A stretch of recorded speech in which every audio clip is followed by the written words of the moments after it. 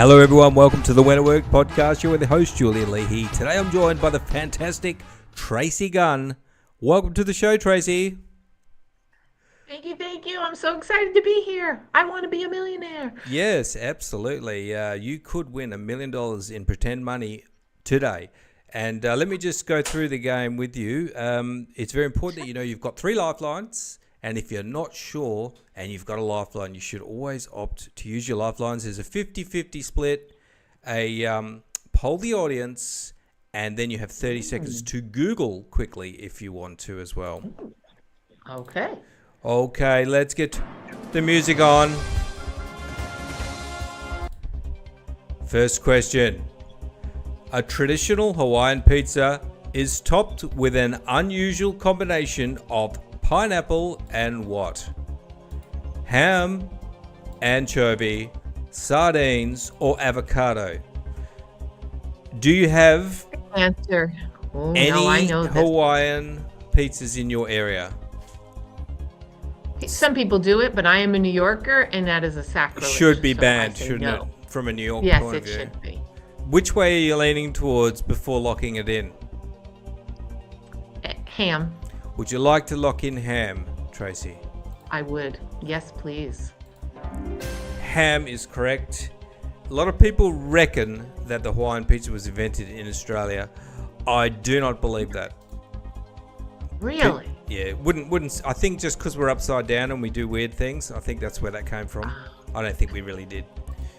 A task performed on the reality show Top Chef is a branwa is made by doing what? Slicing vegetables into strips, grating vegetables, dicing vegetables, or mashing vegetables. A branwa. I cannot say I've heard of this. Do you have any idea, Tracy? I have zero idea, and I do not cook or watch Top Chef. Well, and you don't speak French? Branwa? No, it's not helping. So we're gonna need to reach for the lifelines here.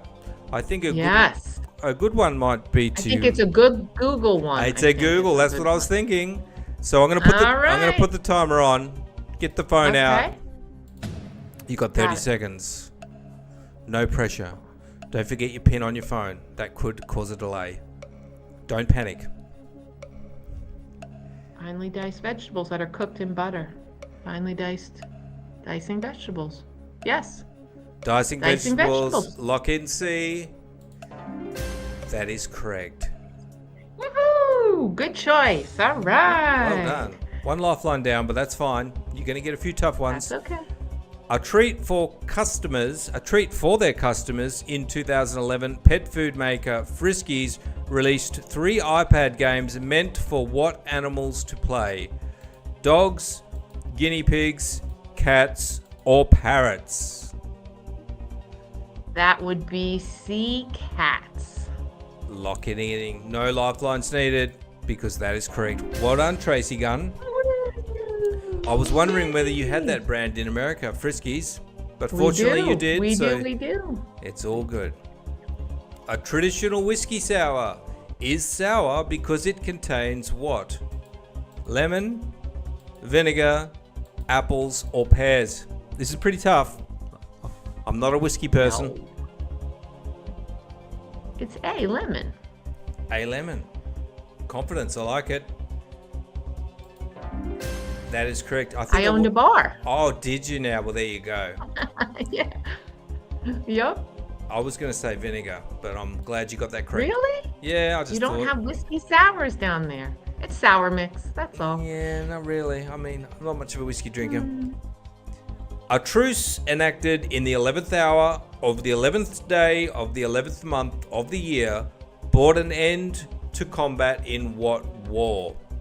The Bosnian War, the Vietnam War, the Iraq War, or World War I? War history. I'm going to say D. World War I. You're scaring me while you're just locking in answers all over the place. But that is correct. Well done, Tracy. I'll tell you why in a minute. You're at the safe level. You want to know why? I do want to know why. In America, it's Veterans Day on the 11th of November. And it's next week. And but how does that rule out Iraq and Vietnam? because it's been around way longer than that. Ah, there we go. That makes sense. Well, I didn't know. I think it was if you had World War I and II, I would have been not sure. Okay. Fortunately, you got that one correct, and you're doing very well. You've only used one lifeline. Thank you. A sort of prequel to Sex and the City, The Carrie Diaries is a 2010 novel by what author? Ooh. J.K. Rowling, Nicholas Sparks, Jane Austen, or Candace Bushnell? That is D. Definite final answer. Definite final answer, and that is 100% correct. Well done, Tracy. Where are you? You're up at 2,000. I think you could go all the way, Tracy. I've got a feeling. I believe in me. I do. A staple in Kate Middleton's wardrobe, a fascinator, is an ornate type of what fashion accessory? A necklace, a headpiece, earrings, or gloves? Do you have any idea what a fascinator is? It's a very English. No. It's an English term, I think. Yeah, and I mean, if I had to guess, I would say headpiece because it's fastened. But I don't know. Trust your gut, Tracy. Yeah. Okay. I'm gonna go headpiece. I'm going to give you a little bit of a nudge because you were on the correct path. Well done. Thank you. Yes, you're doing very well. I usually help people on one question. A tea cozy is commonly made out of what material? These seem like very English questions. Yeah. Ceramic, metal, fabric, or glass? A tea cozy. And we don't drink tea here, but No. I'm gonna say fabric. Fabric. C. Final That answer. sounds like the most cozy thing. Mm-hmm. That is correct. Well done, Tracy. Very, very I love good. it. You're good for my ego this morning. Yeah, I love pumping it. you up after From you've a done, knock on wood, done too. your walks. You're all pumped up. You're feeling great, and now you're absolutely dominating this game and could go all the way. A testament to wish fulfillment. What TV personality had, as a teen, a license plate that read "Late Night"? Ooh. Jimmy Kimmel, Regis Philbin, Dick Clark, or Ryan Seacrest? Geez, we're spanning the decades there. Do you know all of those people? I do. Do you? I do. Is Okay. one of them or two of them associated with late night? I mean, one of them is for sure. The others fluctuate. And Dick Clark only does it on New Year's, and he doesn't do it anymore. Is he still alive? I'm thinking, I don't even know if he is. He's got to be Ryan up there. Seacrest also now took over for Dick Clark. I think it's Jimmy Kimmel. Jimmy Kimmel. Let's lock it in. I think it is. Oh, well done. Great logic in action there. Process of Here we elimination. Great work, Tracy. You're built for this game. Thank you. A love substance it. such as rubber that conducts electricity very poorly is called what? Insulator, conductor, resistor, or semiconductor? A substance such as rubber that conducts electricity very poorly is called what? An insulator, conductor, resistor, or semiconductor? I'm torn between two. I think it's insulator. But I'm feeling like I don't want to be overconfident. Tracy, you know So what I think I'm feeling? I'm feeling that you are just Yeah. tapped in, locked in, and just should go with your gut. All right, you know what? Roll the dice. I always bet on me. Go for it. Bet on Tracy. Yep. Absolutely hit it out of the park. Well done. Insulator is the correct answer. And Tracy is up in rare air, which is the 32,000 safe zone. And usually we've got about a 50-50 chance of going all the way, I reckon, when people get up here. All right. Let's see what I happens. love it. A toilet plunger's rubber head is an effective mute for which of these musical instruments? Violin, piano, cello, or trumpet? I was going to guess trumpet before you said it, so that's what I'm going with. Locking in trumpet. That's correct. Well done, Tracy. Okay, I'm starting to get nervous, but you're doing very well. You might be out $1 million Yes, in that's fake right. money. Conditions apply.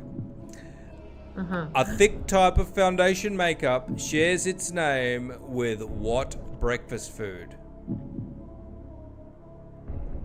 Bacon, pancake, waffle, or bagel? B pancake. Pancake. Lock it in. No lifeline needed. But is it correct? Yes, it is. Well done, Tracy. Woohoo! 3 questions left for $1 million in pretend money. A theory emerged in 2011 that a famous portrait was surprisingly inspired by the artist's male apprentice. So a theory emerged in 2011 that a very famous portrait was surprisingly inspired by the artist's male apprentice. Okay. A Starry Night by Vincent van Gogh, The Scream by Edvard Munch, The Persistence of Memory by Salvador Dali, The Mona Lisa by Leonardo da Vinci. This is tough. Ooh, I'm torn. You've got lifelines, you've got a poll the audience, and a 50-50 split. What are you torn between? B and D. Let's do a split. Let's do a 50-50 split. Please. So the remaining options are actually C, The Persistence of Memory by Salvador Dali, and D, The Mona Lisa by Leonardo da Vinci, which D was one of Tracy's preferred answers. So I would think you're going to be leaning in that direction. Is that correct? I am. Let's lock it in. Let's lock it Go for in. Roll the dice. Lock it in, Regis. That's correct. Well done, Tracy. Whew, I'm so excited. 2 questions to go. I'm getting palpitations. All right. A torch, an oak branch, and an olive branch are featured on the back of what US coin? Quarter, nickel, dime, or penny? A torch, an oak branch, an olive branch are featured on the back of what US coin? Quarter, nickel, dime, or penny? I think it's a quarter. You know what? I'm going to go with my gut. I love it. And if you get this correct, you still got a lifeline in hand, which could help you. Excellent. I hope I'm right. Oh, unfortunately, incorrect. That's the okay. Correct answer I did pretty good. Dime. You did fantastic. Darn it. That's okay. Well done, Tracy. And Tracy, tell me about all of the fantastic things you have done as an entrepreneur and also founder of Get Exitable, which is a great idea. What is Get Exitable? Well, so Get Exitable is a labor of love, really. It came out of my own experience when I had built 4 businesses and was running them all. And sorry, the sun came really in. I look like a little bit like an angel. You do. You look divine. It came from this idea of I got to this place where I wanted to sell my businesses. I had 2 restaurants, 2 candy stores, and I was kind of tired and I wanted to exit. And when I went to exit, or I tried to, the broker told me there was nothing worth selling. And I thought, for someone who's really smart and capable, how is it possible that I could have built 4 businesses that were not exitable or worth selling? And so in that time, after I cried a little bit, I put on my big girl pants and figured out how to fix the businesses and then found a buyer in 3 months. I was going to say, it sounded like a big job. It was. I mean, but it didn't have to be perfect, but it had to be transferable was the main thing. And I had to have a plan on how to do it, which is really what we do with Get Exitable, is really kind of raising awareness, helping people to realize that this is a thing. Like, this idea that someday you'll sell, but you make 0 plans and you have zero idea of what makes it sellable, those two factors make 90% of businesses not sellable. But if they learned ahead of time, even when they were starting and they thought and planned with the end in mind, it could be a drastically different outcome. And so that's kind of what Get Exitable does. Can you, in a nutshell, tell us what people are doing wrong that is causing them problems with exiting their business? So I would say there's two things. Number one, they have no plan at all. Okay. So, I'll give an example. When you have very clear what you actually want long term, it filters all the nonsense. It filters all the distractions and the shiny objects, and it keeps you on track. So number one, having that plan at least locked in about like in 5 years, I want to sell to a competitor for this amount of money, it automatically helps you to really be clear about where you're going. Second, the other part of that is most businesses are not businesses, they're jobs. They're full-time jobs for most entrepreneurs, right? It's completely dependent on them. And if you remove the owner from the business, it probably will fall apart. And so while that might work for now, probably not ideally, what you can do is create the path to get you out of it so that you would now have something that can exist without you. And so that would be the second part. Oh, excuse me. So I guess really you're wanting to... Okay, that's all right. Okay. I'm still alive. You're wanting to be able to hand over the reins to somebody. Yeah. And one of the things I was thinking was you need to think what the buyers are actually looking for in a business and start orienting towards that. Would you agree with that? Correct. Absolutely. That's one of our, when we do our mini classes online, like one of them is we kind of dispel misconceptions. And one of them is that all buyers are the same, but really that's not the case, right? A competitor that's going to just take over your thing and fold it into theirs, or maybe they have a strategy of collecting a whole bunch of businesses just like yours. They don't really care as much about the profitability. They don't care about your internal systems because they're going to bring them into yours. However, if you're going to sell as a one-off to somebody who's maybe a brand new business owner, they're going to care very much so about all those things. So by identifying the buyer, you actually can work on the things that are going to be more important for the buyer you're aiming for. So yeah, you're exactly right. And I sometimes think, people must wonder, who are they going to sell it to? What are the types of different exits that can be possible for businesses that maybe they haven't thought of? So, most people, that's another misconception. People think selling's the only option, right? I want to sell and have all my money. That's a nice dream, but very rare. The thing is, selling is one option. But liquidation is an option. It's still exiting, right? If we had one client who had a huge catering business, didn't do so well, obviously, during COVID, and he didn't want to fix the things. But he had paid him for 35 years, and he was happy with that. That was a good exit for him because he balanced that by what he wanted, which was to be done, right? But he could have done an earn-in. He could have retained partial ownership and had somebody, let's say a culinary expert, somebody from Top Chef perhaps, that came in, right, earned in, learned all his processes. He already has everything established and they just take it over. He could still own 50%, still be netting all the profits, but without any of the work. Right? So that's another one. Earn in, you can earn out, have somebody buy and you stay another year and you train them in all the things, right? You could sell it to your staff. More complicated, but you could, right? There's a lot of things you can do, or you could professionalize it. One of our strategies is you can, 4x your value if you just professionalize it, which means it's not dependent on you anymore, right? So now you're selling something that's its own thing without you. But at that point, you may change your mind and think, this is really easy and it's paying me. Why would I sell it? Why not keep the golden goose, right? I mean, so there's a lot of different ways to exit. And it's really, again, you have to match it with what you really want. And if you don't know what you want, you're kind of stuck.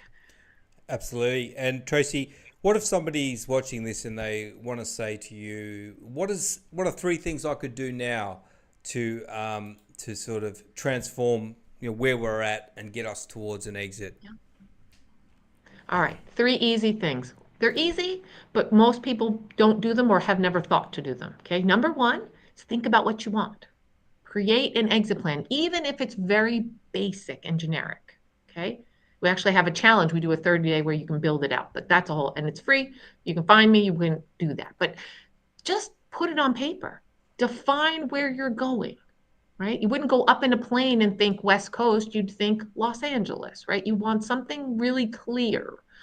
Number two, do a valuation for yourself of where your business is now. Get a baseline of what is it worth right now. If it's not worth anything based on your profit, fine, know that. But when you do your initial valuation, you'll see how all of the numbers work together. Because then when you understand what makes the business valuable, then you'll know what to work on. The final thing is once you've set the target and you understand where you are, now you're going to create a plan to get there, right? Maybe make a list of all the things you are doing every day or every week, and maybe pick the things you hate and outsource those, right? Now you've freed up time to do other things, right? To build towards that more valuable business, to build yourself towards what you want to be at in order to exit, right? And identifying the buyer is a great part of that exiting plan. But those three things, that's what we teach our clients. That's what we teach even people who just come to our webinars. If you do those three things, you can take your odds of being 1 in 10 that sell to being the one that sells.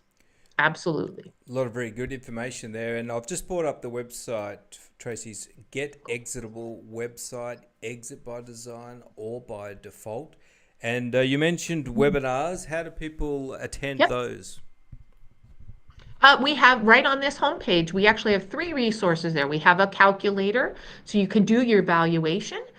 It doesn't cost you anything. It just logs in and you can play with all the numbers. And here's a hint, you'll learn what all the terms mean, how it all works together without feeling silly like the broker who knows everything, right? Number 2 on there is a sign up for our next class or our VSL, which one takes 15 minutes, one takes 90 minutes, right? Both cover the same topics, one more in depth than the other, right? And then it kind of lets you into, hey, these are the things you don't know that really are going to hurt you in the end.